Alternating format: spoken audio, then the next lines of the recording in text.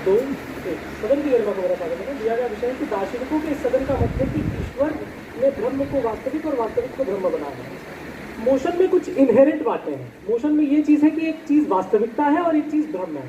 पहली बात तो हमारा प्रतिपक्ष इसी बात पर कंफ्यूज रहा कि क्या वास्तविक है और क्या ब्रह्म है। पहले ये कहते हैं कि वास्तविक क्या चीज़ है, वो रीजन और लॉजिक है, और रीजन और लॉजिक क्यों वास्तविक, क्योंकि वो परमानेंट है। फिर एंड में अपनी स्पीच में आकर क्या कहकर जाते हैं कि कुछ वास्तविक तो कुछ चीज़ है ही नहीं, क्योंकि सब कुछ चेंज हो रहा है। मान लेते हैं, ये उदाहरण देते हैं बीज पेड़ का। बीज उस समय आप सेंसेस से अपना उस इनपुट को ले रहे थे, उस समय वो वास्तविक था, बाद में वो पेड़ बना तभी वो वास्तविक रहा। तो चेंजिंग फेज में कोई चीज होती है तो वो कैसे वास्तविक नहीं होती है, ये आपको आकर बताना चाहिए था। आप सीधा क्या चले हैं कि एक माया है, तो ये जो है अपने आप में इन्होंने पॉलिसी की। मेरे प्रतिपक्ष का पूरा केस इस बात पर आधारित है क्योंकि अभी हम ईश्वर को देख नहीं पा रहे हैं, ईश्वर हमारे बीच है नहीं, इसलिए ईश्वर एग्जिस्ट नहीं करता है। फिर ये कहते हैं कि नहीं, ईश्वर एग्जिस्ट भी करता है। कहाँ एग्जिस्ट करता है? विचारों में एग्जिस्ट करता है। विचार क्या है? परमानेंट है। पहली बात तो आप भी ये मान रहे हैं कि ईश्वर ने सब चीज़ों का निर्माण किया। हमने क्या कहा? हमने यहाँ पर आकर ये किया कि वास्तविक वो सारी चीज़ें होती हैं जो एक ऑब्जेक्टिव रियलिटी है। ऑब्जेक्टिव रियलिटी क्या है? वो बीज है। अब आप समझिए, उस बीज को आप गलत तरीके से इंटरप्रेट करते हैं, तब इल्यूजन आता है, जिसे हम कहते हैं ब्रह्म।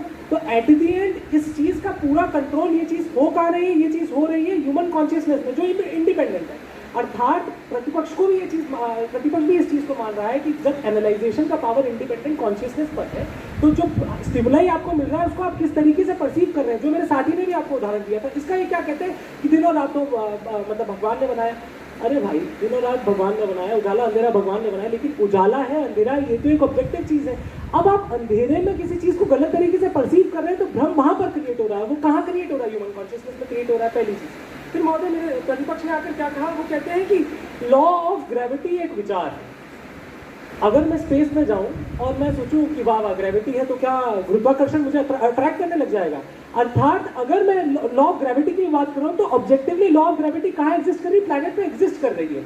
उस एग्जिस्टेंस से ही वो चीज़ जो है उसकी प्रमाणिकता आ रही है। अर्थात वो एक विचार नहीं है, केवल वो चीज़ एग्जिस्ट करती है, उसके बाद उस पर विचार बनाया गया है। अर्थात ऑब्जेक्टिव रियलिटी जो है, लॉ ऑफ ग्रेविटी की बात कर रहे हैं कि लॉ ऑफ ग्रेविटी अपने आप में जो है एक विचार है, तो वो कैसे विचार है? अगर वो चीज़ होगी ही नहीं, अगर गुरुत्वाकर्षण होता ही नहीं, तो लॉ ऑफ ग्रेविटी आता कैसे?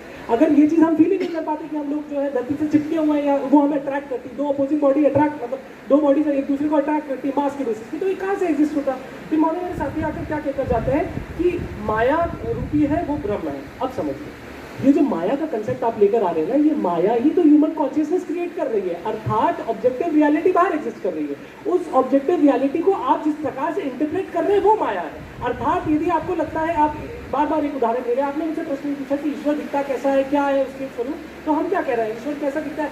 आप भी ये चीज़ मान रहे हैं कि हमारे पास ऐसा कोई सिक्स्थ सेंस नहीं जिससे हम ईश्वर को जान पा रहे हैं। अर्थात जितने चीज़ों से हम जितने सेंसेस का यूज़ कर पाते हैं, मतलब इनके आर्ग्यूमेंट में ये चीज़ इनहेरेंट है कि यदि हमारे पास सिक्स सेंस होगा तो हम ईश्वर को भी जान पाएंगे। मतलब जो 5 सेंसेस से अभी जो हम चीज़ें जान रहे हैं वो सब चीज़ें ओरिजिनल है, क्योंकि अगर छठे सेंस से आप किसी एक चीज़ को जान रहे हैं, छठे सेंस से मान लीजिए मैं ए को जान रहा हूँ, तो वो चीज़ एग्जिस्ट करती है।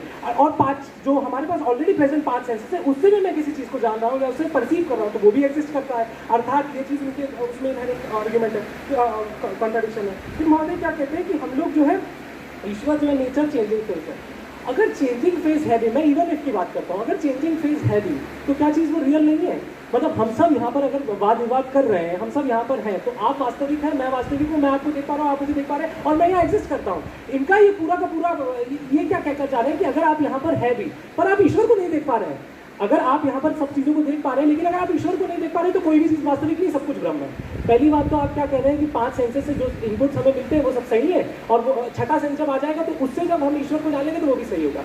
तो कहीं ना कहीं जब आप 5 सेंसेस से सब चीज़ों को जान रहे हैं वो भी अपने आप में सही है। और जब अभी वास्तविकता की हम बात करें तो वास्तविकता क्या है? जो चीज़ अभी एग्जिस्ट करती है। फिर महोदय यहाँ पर समझना कहते हैं, ये क्या कहते हैं कि ईश्वर जो है सेंसेस को डेवलप करता है। हाँ, ईश्वर जो है सेंसेस को डेवलप करता है। अब महोदय यहाँ पर मेरे साथी वक्ता की बात बताऊंगा कि ईश्वर ने सब चीज़ों का निर्माण किया। उन्होंने कहा कि मनुष्य को उसने इंडिपेंडेंट कॉन्शियसनेस दी है। जब मनुष्य की इंडिपेंडेंट कॉन्शियसनेस किसी चीज़ को गलत तरीके से इंटरप्रेट करती है, वहाँ भ्रम आता है, वहाँ इल्यूजन आता है। अब महोदय समझिए, ये फिर से क्या कहते जाते हैं कि वास्तविकता में कहाँ एग्जिस्ट, हाँ इन्होंने मुझसे कुछ प्रश्न पूछे कि वास्तविकता में कहाँ एग्जिस्ट करता है ईश्वर। पहले आप भी आकर मान रहे हैं कि ईश्वर ने सब कुछ बनाया है, फिर आप बोलते हैं ईश्वर एक पारलौकिक चीज़ है जिसे हम जान नहीं पा रहे हैं। अब समझिए, यहाँ पर वाद विवाद इस चीज़ पर नहीं है कि ईश्वर को हमें जानना है नहीं जानना है। यहाँ पर वाद विवाद इस चीज़ पर है कि क्या वास्तविकता और भ्रम के बीच का जो डिस्टिंक्शन है वो मतलब ईश्वर ने ब्रह्म को वास्तविक बनाया है कि वास्तविक को ब्रह्म बनाया है। हम क्या कह रहे हैं, हम यहाँ पर आकर आपको ये समझा रहे हैं कि कहीं ना कहीं ईश्वर ने ऑब्जेक्टिव रियलिटी का निर्माण किया, उस ऑब्जेक्टिव रियलिटी का सब्जेक्टिव इंटरप्रिटेशन मनुष्य ने किया, और वही चीज़ सारी माया है।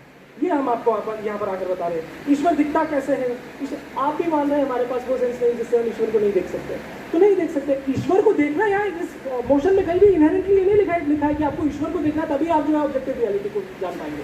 ऑब्जेक्टिव रियलिटी की जब हम बात कर रहे हैं तो वो तो एग्जिस्ट करती है ना। फिर महोदय समझते हैं कि क्या कहते हैं कि मनुष्य जो है, हाँ, मानव को परम ज्ञान तभी मिलता है जब सेंसेस डेवलप हो जाते हैं। ऐसा कौन सा सेंस है जो डेवलप हो जाता है जिससे आपको परम ज्ञान मिलता है? अब आप समझिए, यदि आप ईश्वर को एक विचार में मान रहे, पहले तो आपके पैराडाइम में क्लियर ही नहीं कि ईश्वर विचार है कि उसने कोई चीज़ क्रिएट की है। अब समझिए, यदि ईश्वर ने, आप भी मान रहे हैं अगर ईश्वर ने कोई चीज़ क्रिएट की तो वो केवल एक विचार नहीं होगा, क्योंकि आप बोलते हैं कि आइडिया और मैटर अलग अलग चीज़ है। आइडिया जो होता है परमानेंट होता है। अब समझिए, अगर कोई चीज़ आइडिया केवल होती तो वो कोई भौतिक चेंज नहीं ला पाती। अर्थात अपने आप में जब हम ईश्वर की बात कर रहे हैं तो वो भी एग्जिस्ट करता है, और वो कैसे एग्जिस्ट करता है, क्योंकि उसने इन सब चीज़ों का निर्माण किया है। आप भी इस बात को मान रहे हैं। अब महोदय एक चीज़ ये और कहते जाते हैं कि इन्होंने कहा कि चेतन जो है, माया रूपी ब्रह्म और नेचर ने हमें चेतन दिया, तो हम भी तो यही कह रहे हैं कि चेतन भी हमें ईश्वर ने दिया है। लेकिन उस चेतन का इंडिपेंडेंट पावर किसके पास है? सोनली ह्यूमन के पास है। जब सोनली ह्यूमन के पास है तो हम ये चीज़ स्पष्ट हो जाती है। जब कोई चीज़ सोनली ह्यूमन के पास है तो कहाँ माया क्रिएट हो रही है? मनुष्य के मतलब परसेप्शन में क्रिएट हो रही है। हमने पूरा तरीका बताया कि बाहर स्टिमुलाई एग्जिस्ट करता है, उस स्टिमुलाई को आप सेंसेशन के थ्रू देखते हैं, उस सेंसेशन से आप परसेप्शन बनाते हैं, उस परसेप्शन का जब कॉग्निशन होता है, इस प्रक्रिया में यदि कोई गलती होती है उससे माया जन्म लेती है, उससे भ्रम जन्म लेता है, उससे इल्यूजन जन्म लेता है। अब महोदय समझिए कि हाँ, इन्होंने क्या कहा, हाँ एक चीज़, हाँ अगर ये चीज़ वो बोल रहे हैं ना कि छठे सेंस से आप ईश्वर को जान लेंगे तो ईश्वर एग्जिस्ट करता है, मतलब इसमें जैसे इनहेरेंट आर्ग्यूमेंट में ये सेंसेस की स्टिमुलाई को वैलिडेट कर दे रहे हैं, मतलब जो सेंसेस से हमें स्टिमुलाई मिलता है वो उससे है। अब समझिए, यदि हाँ ये क्या कह रहे हैं, तो वास्तविक ना, हाँ अब एक चीज़ हमको और समझनी पड़ेगी कि क्या यहाँ पर ये बात कहते जा रहे हैं कि भौतिक जगत वास्तविक नहीं है। इन्होंने एक चीज़ यहाँ पर आकर क्या मान ली कि भौतिक जो भी हमें दिख रहा है वो वास्तविक नहीं है। मतलब विपक्ष जो हमारा जो प्रतिपक्ष है वो ये कह रहा है कि हम लोग यहाँ पर एग्जिस्ट ही नहीं कर रहे हैं, हम लोग हैं ही नहीं यहाँ पर। क्यों नहीं? क्योंकि हम ईश्वर को नहीं देख पा रहे हैं। अरे भाई, अगर हम लोग यहाँ एग्जिस्ट ही नहीं कर रहे तो हम वाद विवाद किस चीज़ पर कर रहे हैं? वाद विवाद कर रहे हैं एग्जिस्ट, मतलब वाद विवाद तभी तो ना कर पा रहे हैं जब हम एग्जिस्ट कर रहे हैं। अगर एग्जिस्ट कर ही नहीं रहे होते तो हम वाद विवाद भी नहीं कर पाते। अब समझिए महोदय क्या कहकर जाते हैं कि हाँ अंधेरा जो है ईश्वर ने बनाया, तो हम तो कह ही रहे हैं कि ये सब चीज़ें ईश्वर ने बनाई है। अब समझिए कि इसका एनालाइजेशन किसके पास है? इसका एनालाइजेशन टोटली ह्यूमन की इंडिपेंडेंट कॉन्शियसनेस के पास है। अगर मान लीजिए मैं किसी चीज़ को देख रहा हूँ, कोई ऑब्जेक्टिव रियलिटी, कोई स्टिमुलाई मुझे मिल रहा है। अब मान लेते हैं कि मैंने अपनी आंखें बंद करी और मैंने हाथी की सूंड को टच किया।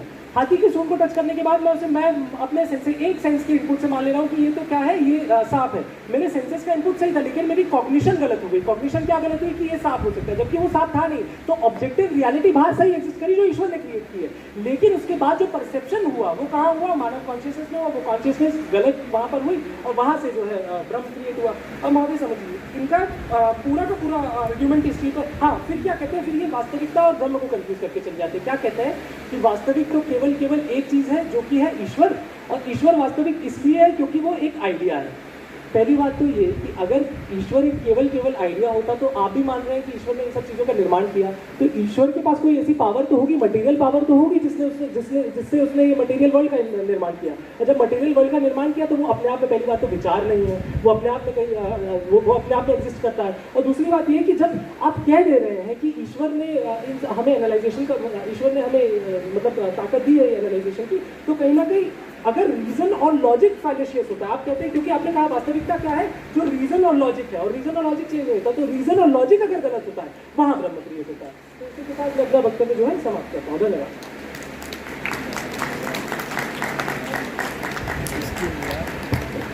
बहुत बहुत धन्यवाद उपनेता विपक्ष।